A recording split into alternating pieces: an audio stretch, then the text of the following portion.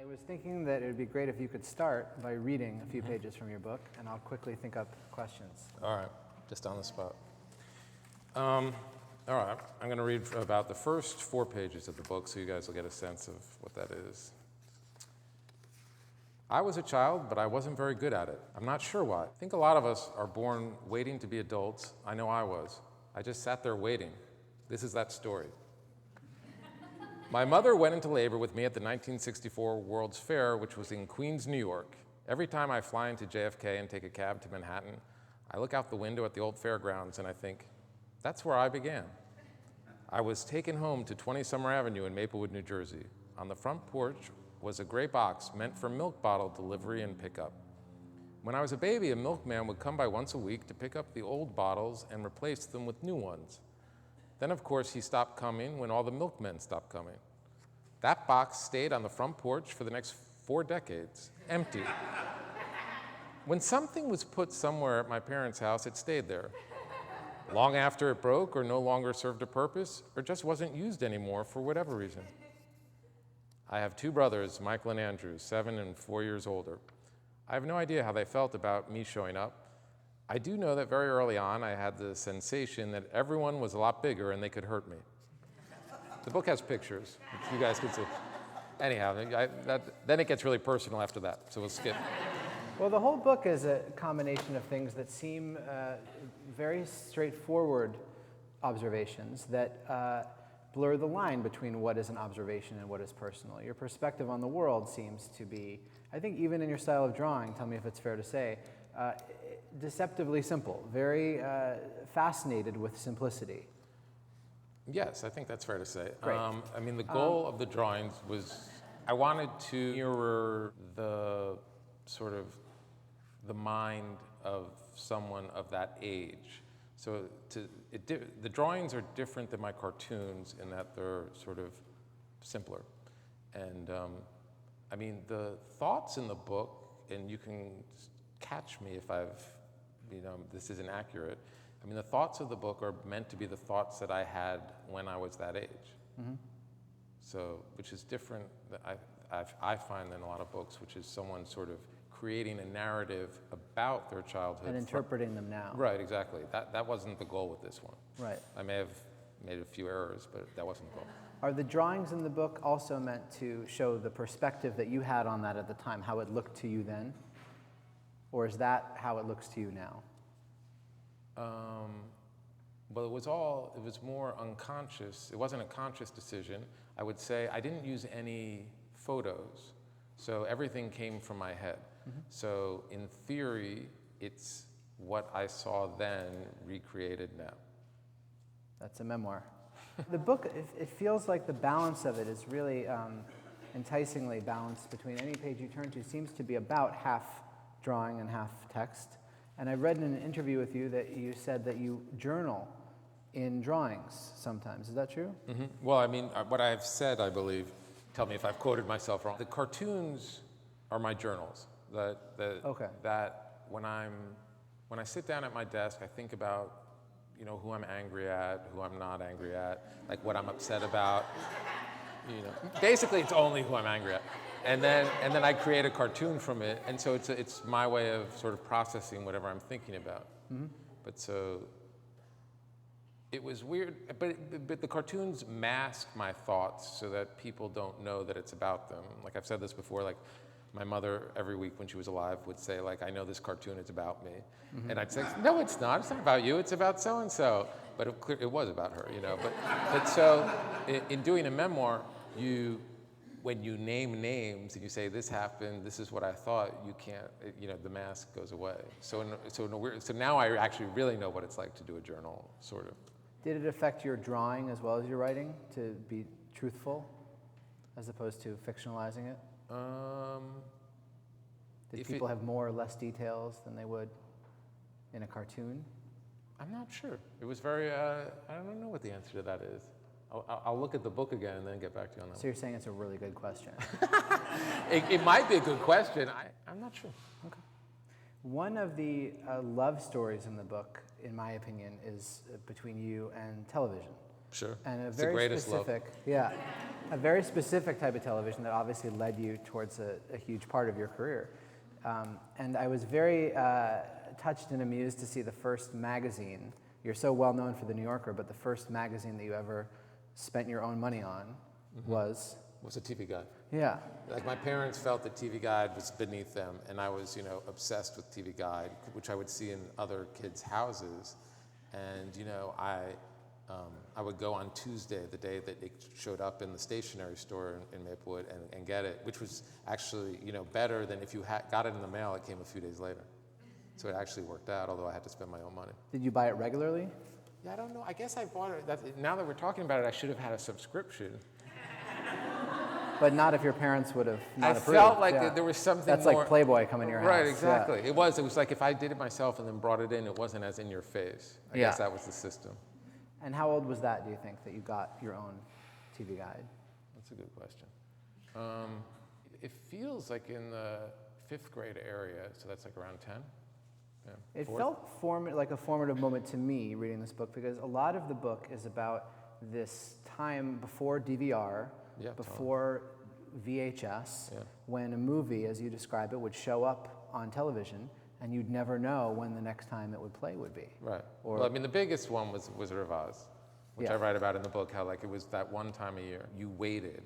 Everyone I knew waited for it. It was like we knew it was coming.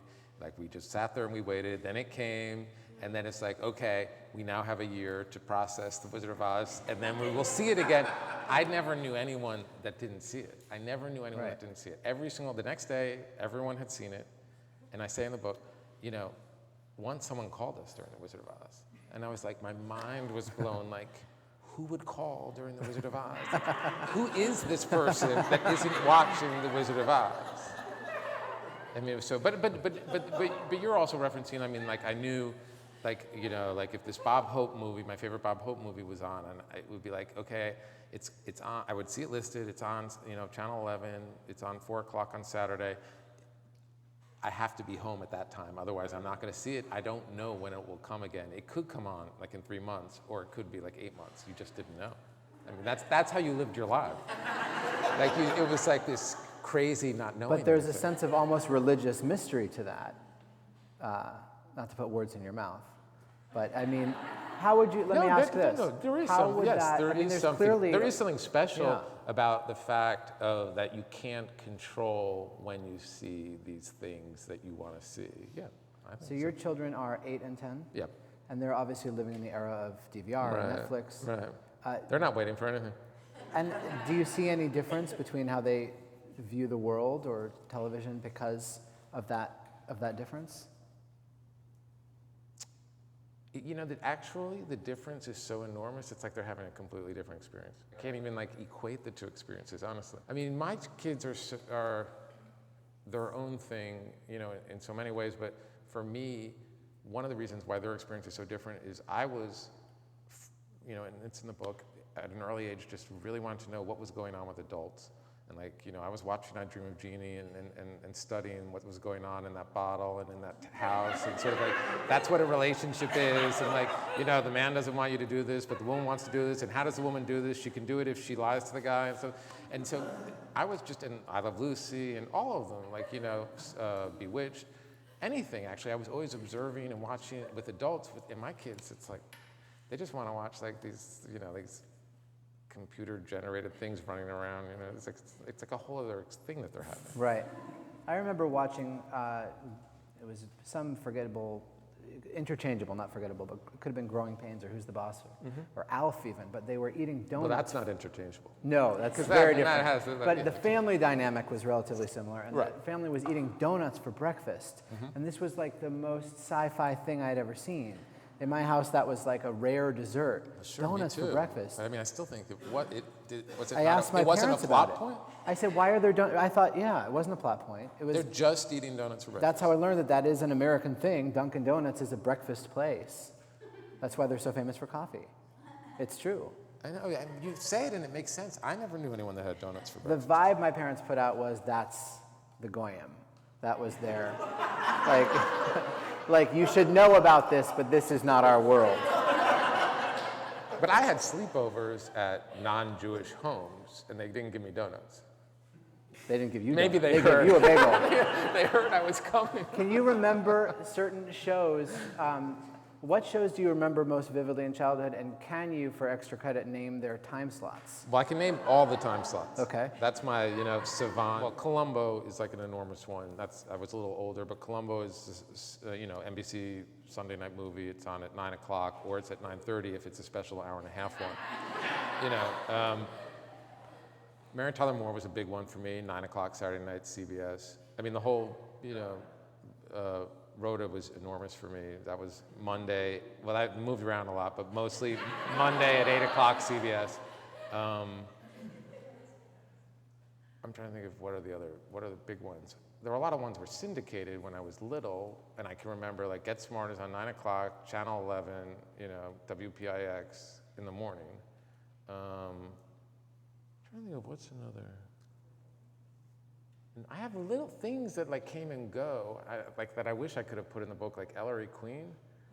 Ellery Queen was this like great one on at like 8 o'clock on Sundays on NBC, and it was just only on for one season, and I just like watched those episodes over and over again, and then they came on briefly, like as an adult they were shown somewhere, and I couldn't believe it. Like I just so there were things that came and went that I don't know. That won't interest anyone.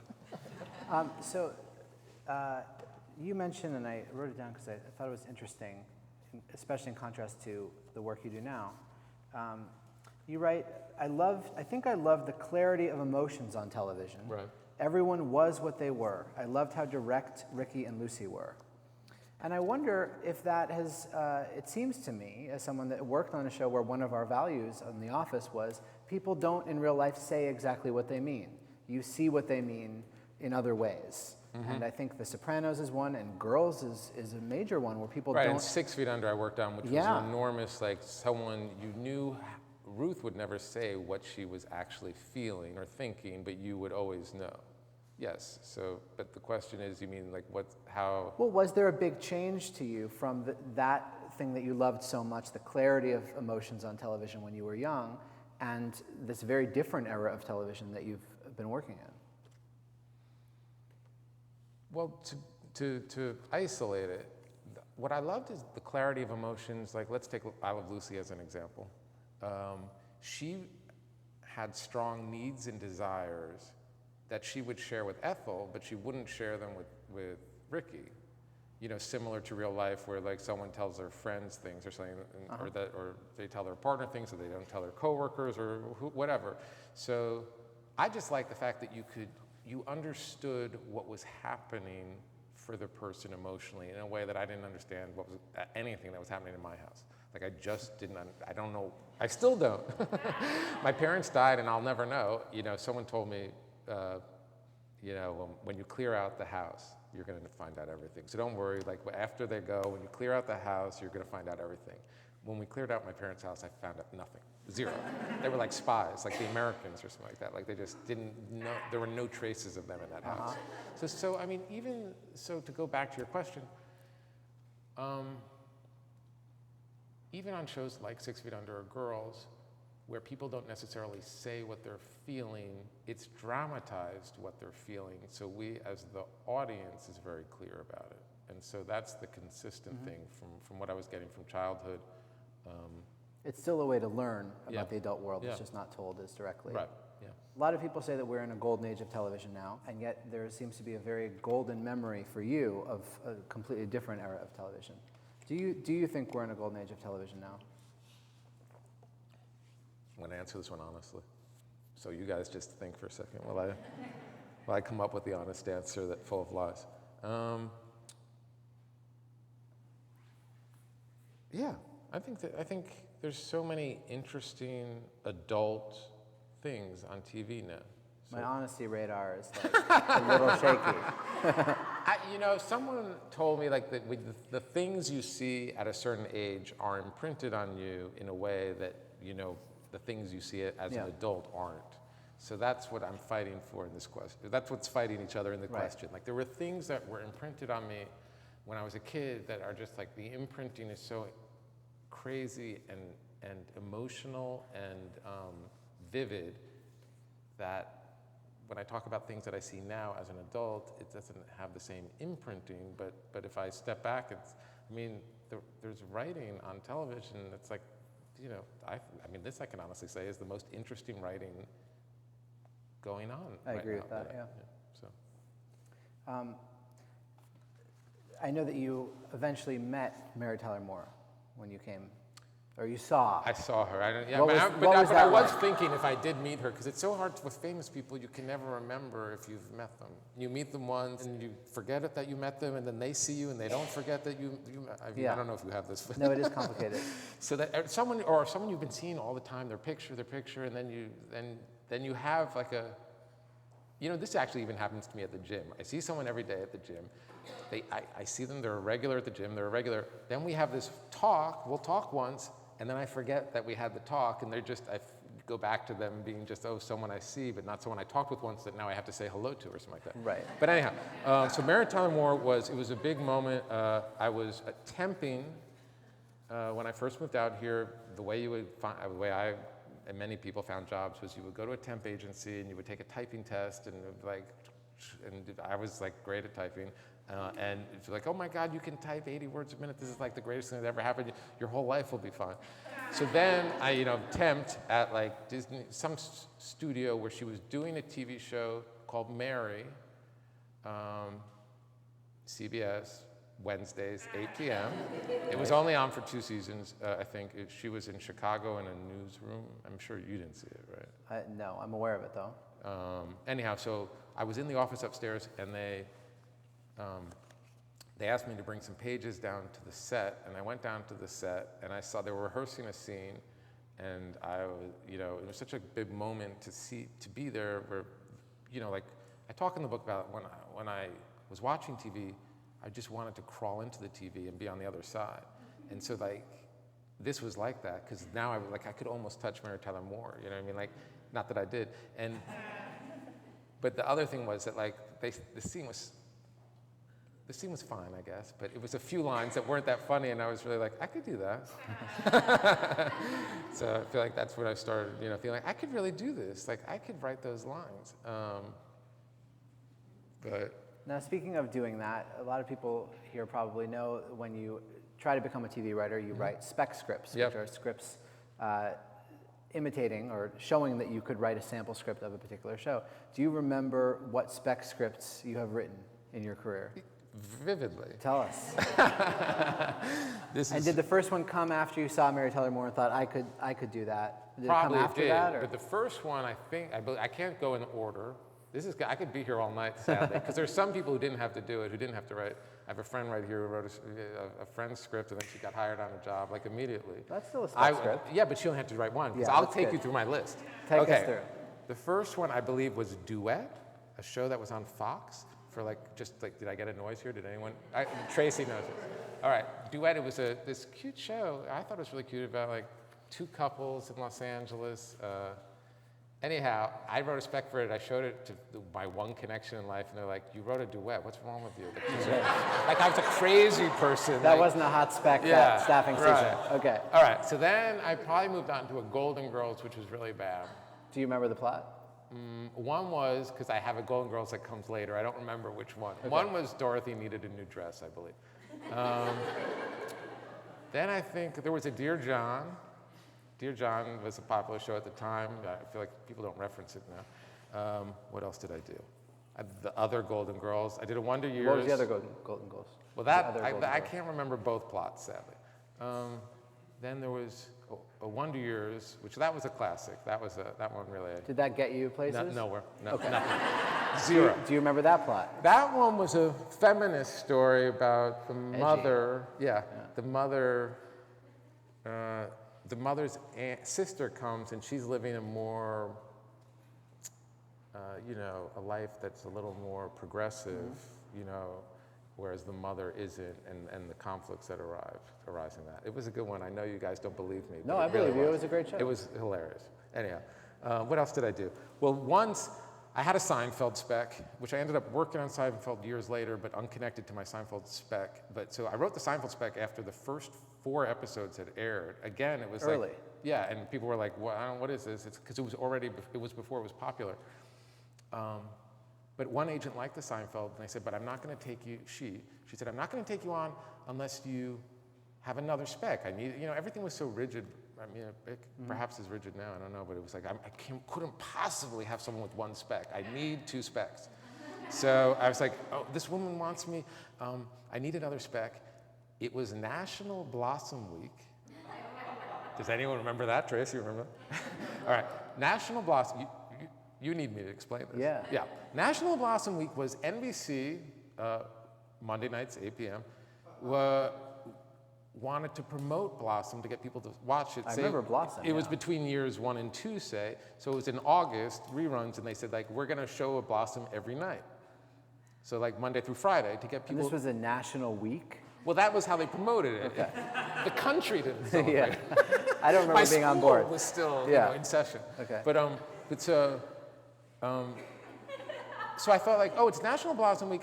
That doesn't show up on my iPhone I don't think now. I had a DVR, or maybe I did have a DVR, but I thought like, here's a way I can see 5 episodes of a half hour and then be able to write a spec. Yeah. And so I watched the 5 episodes, wrote my Blossom, turned it into this woman, and she was like, this sucks. So, Okay. So I didn't write a good Blossom. What, according to what was the Blossom plot? That's my Blossom plot. These are the things that don't matter to me. It matters to me like when the show was on. Okay. And there were some I'm leaving out too. What spec led to your first breakthrough as a writer, a television writer? I'm thinking because I don't think any of them did, truthfully. What did? What happened was I don't think what the breaks were so slow. I'm still waiting for the big one.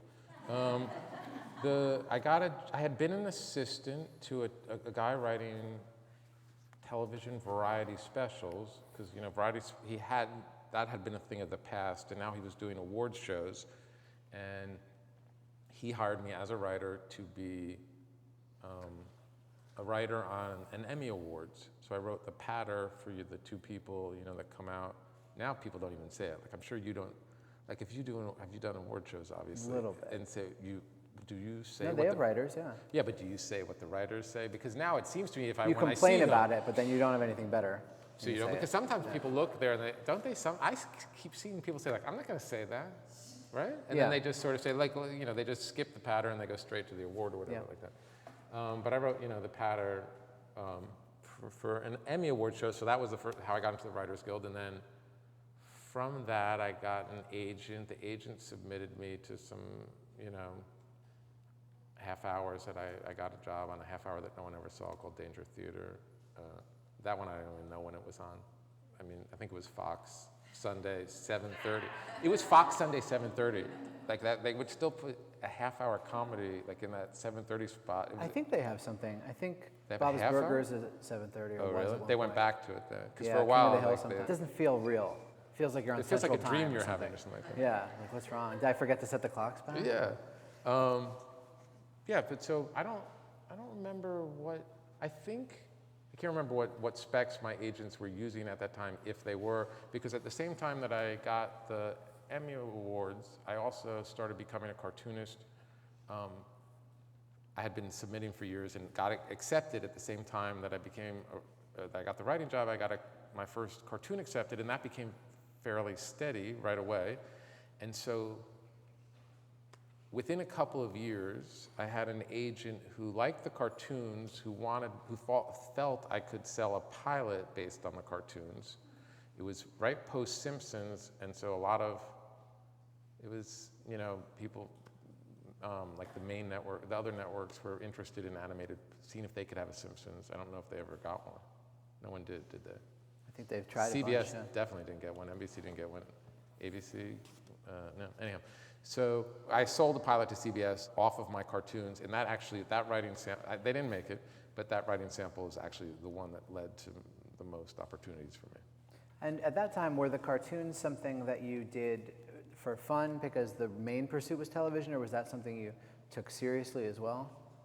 Couldn't take them more seriously. When I started doing them, because it'd been going on for years, I wasn't succeeding as a TV writer, so they became my main focus on and off for years, And, you know, I mean, and they have been sort of, for the last 20 years, equally serious to me, although they don't, it's not as lucrative, obviously. It's more like a labor of love. And again, it's because of this journaling aspect, it becomes,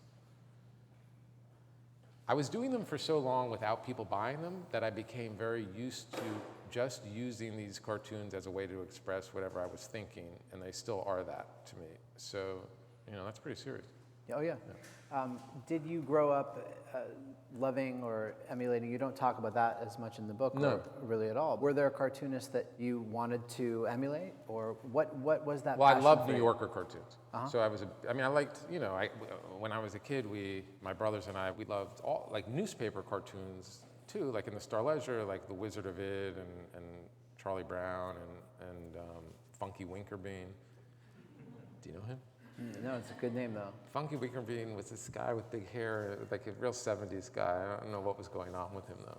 But anyhow, we loved Funky Winkerbean. But so I liked those, but also my parents had a subscription to the New Yorker, and every, you know, I would go through the cartoons every single week, and I would also, if I liked a cartoonist, like I love Charles Addams, I would go to the Maplewood Memorial Library and take out, like, they had cartoon collections, like there were Charles Addams cartoon collections, and I would take them out and really study them. And so I love, I love cartoons. When I was growing up, John Callahan's cartoons Sure. were big in my house. Were you a fan of those?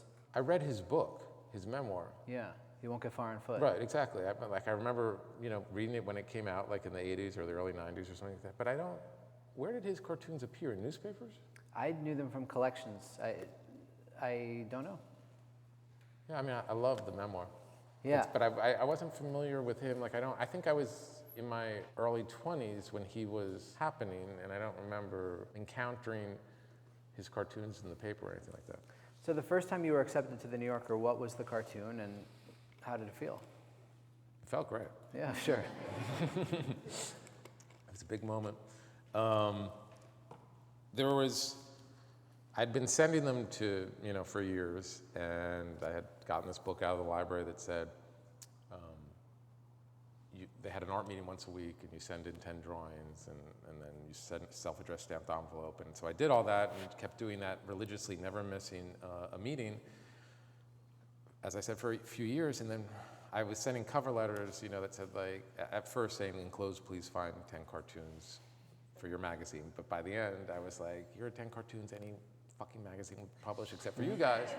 I tell that only because after years, instead of getting my self-addressed stamped envelope, I got a FedEx, and the first line from the art editor was, I know you think we haven't been looking at your cartoons, but we have.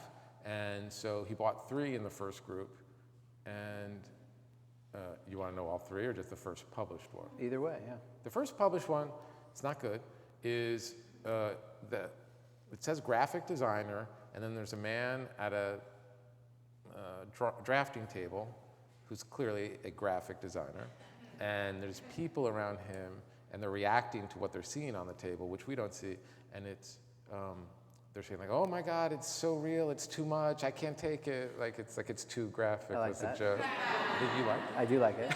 I would have accepted it. Oh, well, that's great. That makes me feel better. What were the others in the batch? Okay. The 2 others in the first batch that they accepted were, now this is dating, because this is like a little of its time. There was all this talk. What year was this? 91. Okay. There was all this talk of getting in touch with your inner child. Yep. But is that something that anyone ever references now? I don't know. Who would ever focus on that these days? Okay. Anyhow, so this was like George is getting in touch with his inner monkey, and then a woman. You already like it already? Yeah, George, Curious George? Or No, just a guy named George? no, sorry, it's Okay, not. sorry. It's like a woman looking at her husband, and he's sort of squatting on the couch with a banana, like a monkey. Yeah. So that was that one. And then the third one was voyeurs shouldn't live across from each other, and it was like a man in binoculars looking at a woman with a telescope. Like, so just, you know, they're watching each other watch each other. Yeah. That seems to be the biggest hit here. All right. We should make it into a movie. Yeah, and thank you for attaching me. So this book is called your first nonfiction book. And it's interesting, the categories here, it says, and I wonder if you would categorize it this way, or maybe you even did. I was the one. You were the one. Yeah. So you have cartoon collections, 3 books, picture books for children, 3 books, picture books for adults, 4 books. Yep. How did you draw that distinction? Was that obvious to you? Or Yeah. How would you define? I mean, the cartoons are cartoons. They're its own single panel form. The cartoon collections, that's yeah. true, yeah. So I guess my and then the question children's is, books were clearly, they're meant for children. I mean, if you go online, some parents read them and feel like they aren't, but that's not true. You know, most people feel like they are for kids. And then I loved Jules Feiffer both as a kid and in my early 20s. I mean, I still love him, but I mean, I really, was very focused on his books, and he's someone who did picture books for adults. Like there's one called Passionella, there's another one called Monroe, there's a lot of them. And it's its own form. I mean, they're not meant for kids. My kids read my picture books for adults, but they don't really get them. I mean, it's just not for them. They think they like them. Do you feel that you have a different voice at all in those books? How are they different to you as a writer or as an illustrator? Not that different as an illustrator. Yeah, I mean, it's definitely an awareness. The writing is different for the kids' books because even though I want adults to enjoy them, I'm aware that I want them to be understood by kids in a way like with the cartoons or the picture books for adults. Or this one, I don't care if this is understood by kids. Right. So that's the difference. Yeah. It's interesting to me, this book is called I Was a Child, and it to me felt at the end that it was almost a retroactive definition of your childhood, that it was after your parents had died, which happens at the end, and it's a very strong emotional punch after a book that is very, sort of, in my opinion, beautifully meditative and light in terms of you're going through the world and seeing these things and picking up clues about adulthood.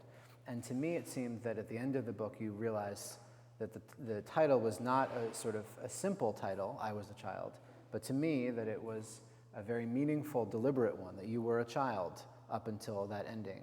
Is that a fair interpretation? Does it make any sense to you? Or am I It totally totally off? makes sense, and you're probably right. I mean, it's not a conscious thing that, if it's not conscious, but it makes total sense, sure. Okay, it's a good question again. Yeah. I mean, Yeah. for me, the thing that I'm conscious about is I wanted to do a book that really would. My experience of being a child was very specific, as all of us are, as dependent on like the culture we live in, the state we live in. Like I'm Jewish, I grew up in New Jersey, my parents, were crazy, whatever. But, and it's the 1960s and the 1970s, and that's a very specific, all of those things make a very specific experience. And I wanted to convey what it was like for me to be a child under those sort of parameters. And that's what I was conscious of with the title. Do you think that your children, do you have any guesses as to if your children did a memoir like this, what they would be obsessed with? What they will someday realize they were obsessed with during childhood? I don't know about obsession, but I know the things that areas they can trash me in. If that's, like there's things like, I became very aware during, I freak out when I'm trying to build Legos with my son. Like it's just miserable for me to these enormous sets with like 100 pieces, and if you get like 80 pieces in and you make a mistake, do you know about this? You can't go back. No. I mean, you have to go back, but it's a nightmare because it's like you can't get to this 105th piece on if you made a mistake in the bottom level of this thing. You know what I mean? Like, so it's like, it could drive you to madness. And so I would freak out and just be like froth at the mouth. And then but then writing the book, I was like, I got to clean up my act here with these Legos because it's like, Henry can, write about this. Does he get frustrated? Yeah, he gets frustrated, not like me, but sure. Yeah. And things like that about overreacting to I groaned in the car today about someone not making a right on red. And my next thought after the groaning, because my daughter was like, "What's going on?" I'm like, "Nothing," because I thought if I say like, I thought about the book. I thought like, I don't want her to know that like I groaned about someone not making a right on red. You picture how it's going to filter through their memory. Yeah. Yeah. Did the book evolve as you wrote it? Did you think it would be something that was a little different? Totally. What did you Completely. think it would be? And I thought it would be like a normal book. like, what do you mean? I mean, to you, isn't it not? I mean, it's yeah, very specific. So, like, when I started to write, I didn't mean to do this book. It was like I had a meeting about something else. I mean, what I thought was something else with my editors in New York, what became my editors. I had a general meeting. I thought it was going to be sort of like my Twitter feed, like drawings and maybe observations or slight puns or jokes. And that's what I was, basically, I had all these tweets and I felt like, well, they're just sitting there. Maybe I can make a book. Someone will, like, take them, make a book out of them. So I had this meeting and I started talking. It was 4 months after my dad died, and I started talking about, I had started doing this Twitter feed while my father was dying, and I was having a hard time focusing on being in the moment, and these drawings and these thoughts helped me focus on being in the moment. And then I started talking about my father and my mother and my childhood and the TV shows and like men and women and stuff like that. So at the end of the meeting, they were like, "This is great, we've got a book." And you know, I called my agent who's here. It's like, "I can't believe this. I sold the book. I don't know what it is. I think it's about my childhood. I talked a lot about my parents. You see what they said." Mm-hmm. So which is all to say that I didn't have this vision for this book. It was my unconscious, I believe, saying like, I need to deal with my father's death, which I hadn't been dealing with, or my mother's probably, which had happened long before then. And so I wanted to write something about my parents and my life in the house that I grew up in, but it was an unconscious desire, so, which is all to say I didn't have a vision for it, and when I sat down to write the book, it was very much more, like what I was saying at the beginning, a more adult version and narrative of what I thought was going on, and much more detailed and much more sort of comprehensive than this. And I was doing that for a while, and I was just not feeling right about it. And then I realized, like, nothing made any sense to me because I don't have that much understanding of my parents, and so it wasn't that fulfilling. So then I realized the only thing I understand are what I thought or what I saw. So that's all I'm going to do, what I thought or what I saw. So it's just my things that I thought or saw, which then that became the shape of the book. Do you feel that you understand them any better now that you've written the book? Sorry. You couldn't. I don't. The mysteries of childhood are very fascinating to you in the book, both on a family level and, as we were talking about earlier, a television level. Do you think that children today who get so much information and are in control of finding out so much information with the internet and similar means, do you think that they have a similar sense of mystery? Do you think it's about different things, or do you think it's perhaps somewhat gone? I'm thinking. I think that there is a certain mystery always, because you don't know anything as a kid, you know, and everything is you're accumulating. There's some expression like the scientist in the crib or something like that, where it's like kids are just accumulating like information all day long about like what's happening and why it's happening and how could it not happen. So yeah, I think there's always mystery. I mean, there's more. On the other hand, though, there is like everything is so accessible now. Like anytime they ask me something, I'll just say like, oh, I'll look it up on the computer. Like there's nothing, I can find out anything. How many seconds passed before this happened or something like that? You can just find out anything if you ask the question on the computer. So I guess information comes, like we had the World Book. But maybe we the had like book, I loved the World Book. The World Book, we had one World Book from like, 1968, but my father up until the 80s was like, we're going to the World Book, we'll find out. And I'd be like, the World Book had ended before like men went to the moon, like you can't find out anything. Well, if you subscribe to the yearbook, every year they'd send you the updates. We stopped. Got that. Okay. What year did you stop? I don't know, I think so, we stopped. The gap between that and the internet is where you're missing all your knowledge. Right. And one question before, I know we'll turn it over to people in a second. You mentioned in the book one thing you loved about the Lucy show. Not I Love Lucy, but the Lucy show. You described seeing this opening.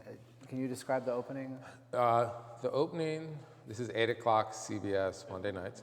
The opening was a marionette Lucy dancing, an animated opening. So it's a marionette Lucy on a stage with like this really big head and this big red hair.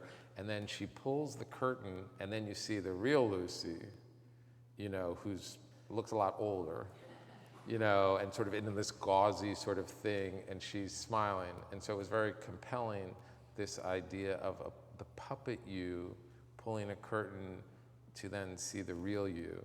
Like I feel, now, in the book I say like I was transfixed by it, and that is an adult perception now that I have of, I feel like I was transfixed by it because it was so emotionally true, this idea of like we're all just puppets, and occasionally we'll pull the curtain aside and then we'll see the real you who doesn't look like the puppet, ultimately, you know, looks harsher than the puppet. And now that you've written a memoir, do you feel at all like there's any gap between you and the puppet you, or have you integrated that by? Well, there's definitely less so. It's a lot less hiding, you know, like when Yeah. you write, it's when you commit this stuff down, yeah, sure. Bruce, I'm from Long Island Okay. originally, so it's the same type of Jewish thing growing up. My question is that I had an ashtray on our living room table that didn't move for 50 years until my parents moved, just like your milk bottle, milk carton. Right. And I was wondering if you talked to your brothers or sisters or neighbors, and if they remembered the same thing. Similar things to situations, their- yeah. Well, I just talked to Scott, wherever he is. I can't see him. Someone who oh, here he is. And he had like you can feel this. You did have the same ashtray? That's crazy. We went to the same, you know, elementary school and subsequent schools, but he was saying like in his house there were things that didn't move. So I haven't had that many conversations about it, but some, and people have that. Also, when you were on NPR, you talked about the whole parents thing about don't tell. And we had that a lot in our house, and I was wondering if you think it's a cultural thing, a Jewish cultural thing from that era. Yes, I mean, what he was referencing for people who didn't hear is like, my parents were very much like, don't tell anyone anything. Why would you tell someone something? If they have a piece of information, then they can use it against you. But I don't, you know, and I say like, you know, anything, it would be anything. It would be like, what did you wear yesterday? You wore a red shirt. Why did you tell him you wore a red shirt? Now he's gonna know you like red shirts. He's gonna look for people with red shirts. You're gone. I mean, that's it.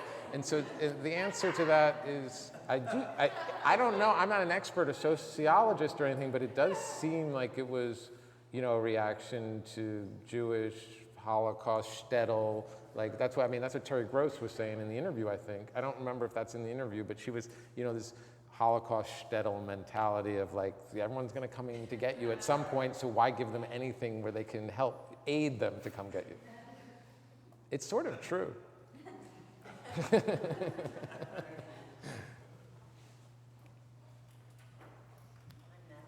All right. Okay, thanks. So my question to you is, I've read your book, which Oh, is thanks. wonderful. And so how did you get from your childhood to where you are right now? Did you go to college to study writing or illustration or? Self-taught as an artist. I started doing the cartoons only because I had people. James Thurber was the person who I thought like, well, didn't have real formal training, and he became what I consider to be a great New Yorker cartoonist. So I can do it without any formal training. I just used to doodle, and so I didn't take any art classes. I majored in film at college at Wesleyan in Connecticut. Took a couple of writing classes, but not that much. I mean, you know, my wife, who's a writer, has had a lot of writing mentors, and you know, or one mighty mentor, but took a lot of writing classes. You know, really took a lot of classes in writing in a way that I didn't take a lot of classes in writing. One more. Okay. Oh wait, is it okay? One more? So when you were young and you were obsessed with TV as you were, did you think then that you wanted to do TV when you grew up, or was that just a fascination of yours? It was it wasn't conscious. I definitely didn't have like, I'm gonna be a TV writer at all, or work in TV. It was completely unconscious. Thanks. Sure. I have to say that this is one of the first few books I've had signed where I actually could read your signature and read what you wrote inside, because I've got another book signed and it's just like a line like that. I had no But what idea. I liked about it is that your printing is almost exactly, I mean, you can't tell the title page from what you wrote as being any different. They're the same. Mm-hmm. So I thought I'd say that I'd love to have this as a font. It would be great that you Yeah. should do. And you should turn these little drawings into little emojis, because they're perfect little faces to draw, and then more people could share in, you know, the Bruce Kaplan font and the Bruce Kaplan cartoons. All right, I'll do it. We should make an app. All right. All right. Oh, Wally has one. Wait, you have to wait for the mic.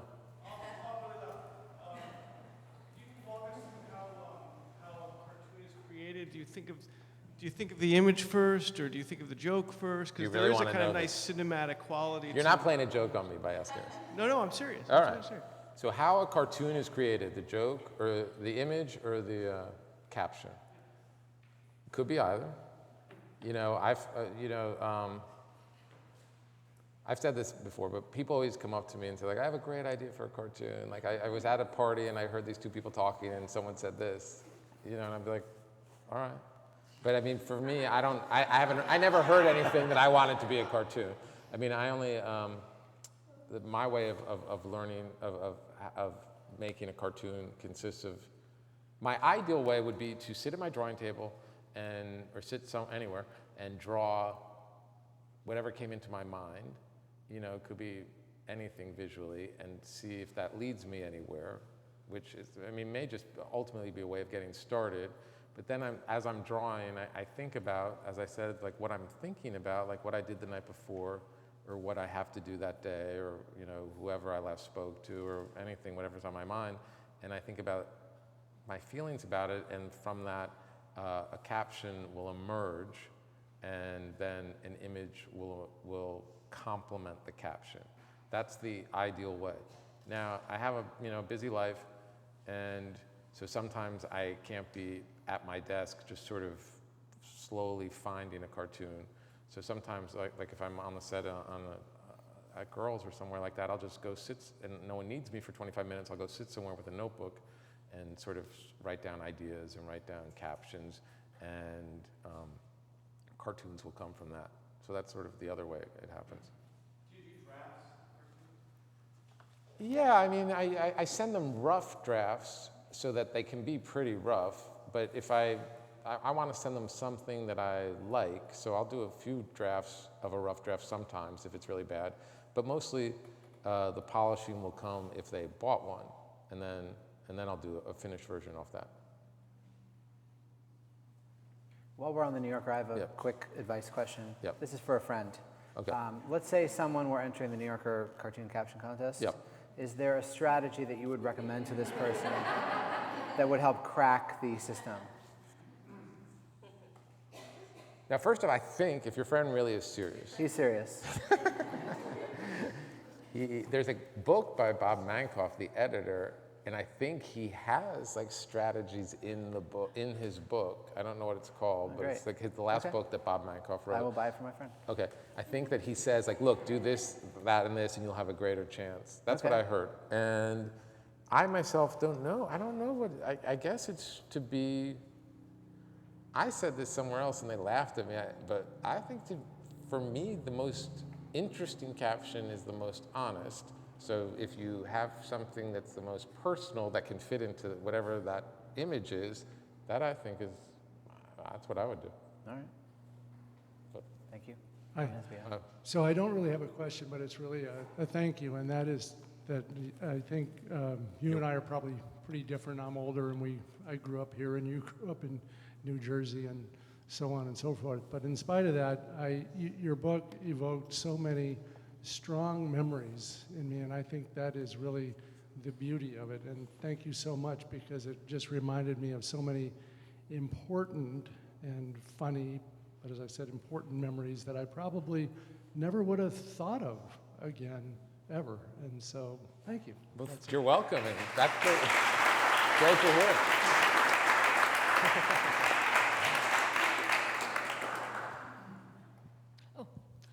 So you were saying earlier that if you were just a cartoonist, you'd have trouble making a living. So are you saying that New Yorker cartoonists do it just for the love of it, and they're struggling artists, or because that seems like a primo job?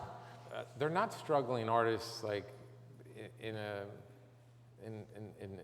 one sense of the word, but I often compare it to being a poet, where you can make a living as a poet if you're a successful poet and you also teach poetry and you do other ancillary things, speaking engagements that come from your work as a successful poet. So it's not the selling of the poem. It does not give you enough to support, say, a family on. And similarly with the cartoons, as far as I understand it, I've had my own personal experience, but I know other cartoonists, that the selling of the cartoons only gives them a base as a successful cartoonist to then do illustrations or to teach or to do books, children's books, and things, just do various things connected to being a successful New Yorker cartoonist. So in that sense, you can make a living, you just have to do other things connected to it. So as somebody who was so impacted by the first golden age of television, what would you absolutely hate to see rebooted, and what, if anything, would you like to see rebooted? I'm thinking. This is the president of CBS right here. By the way.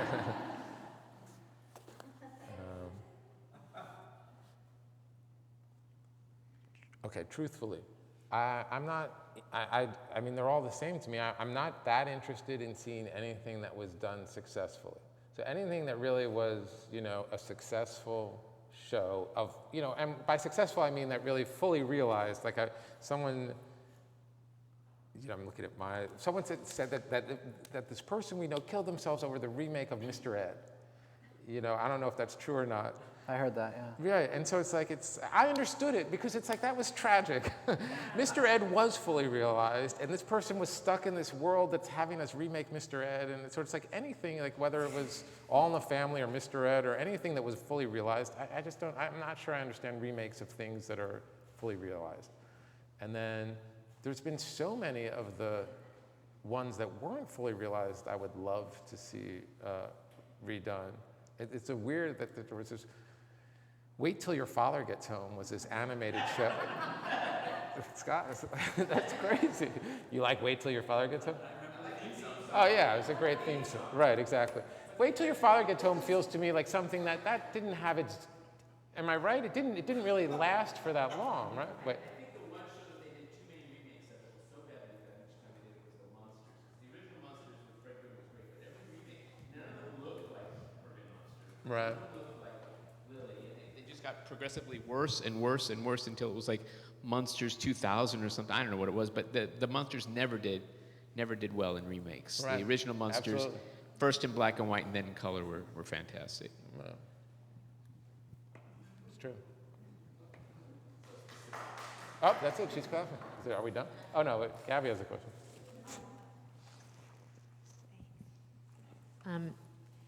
So we watch Wizard of Oz, The Wizard of Oz, every Easter. I think it was on Easter, and that was a huge deal for us. I was on the East Coast too, and I always think about it, and it's a big part of my memory, and it's a big part of my childhood. Did you show the kids The Wizard of Oz, and when you did, what was that like for you?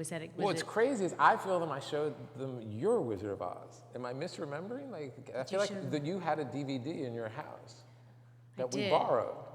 Yeah. Am I? We showed them your Wizard of Oz. That was my question. Where is my copy of The Wizard of Oz?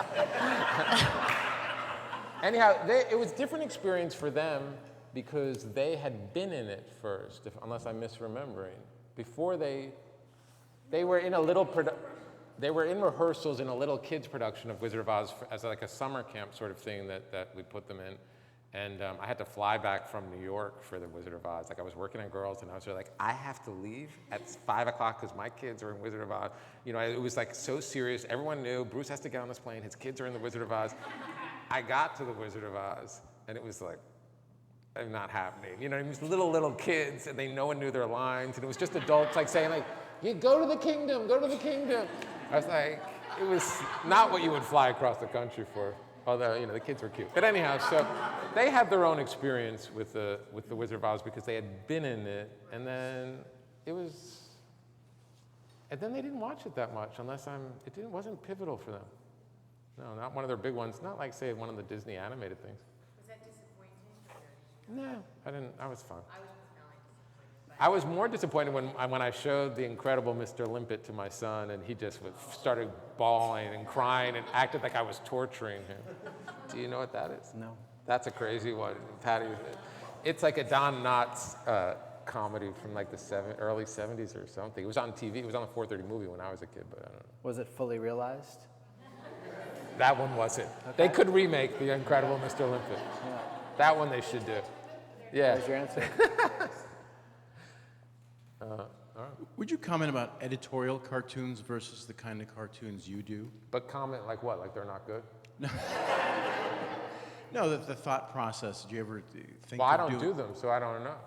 I mean, I genuinely. The one thing.